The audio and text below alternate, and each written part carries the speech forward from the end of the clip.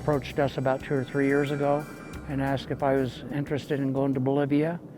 And I said, hell yeah. Well, he kept his word. We're here in Bolivia right now. Mike Ack Attack and the Top One Oil Company want to be the first 400-mile-an-hour motorcycle. They sent a whole crew over just to check the racetrack out. Andre, over here in Bolivia, worked for approximately 5 years trying to get the salt flats so we can come over here and do land speed racing. I didn't get out here on the salt flats for 3 days, but we met with various people, high up people. The final stage was we got to meet the vice president, and what a gentleman he was. And the vice president told Andre, you have our blessing, go race your racetrack. The logistics is just very complex. Fortunately, we have all those people backing us up. The government of Bolivia, from the vice president.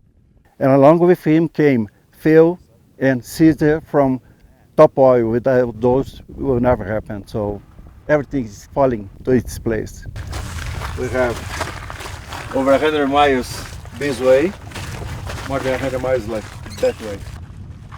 The Bonneville salt flats, I've always known them as being, maybe 2 miles wide at the most, and, maybe 10 miles. But you come here and it just takes your breath away to actually see.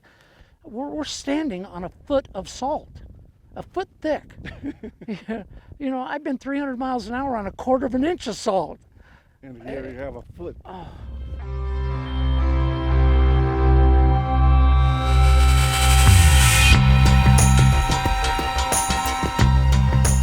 Oh, there is no comparison.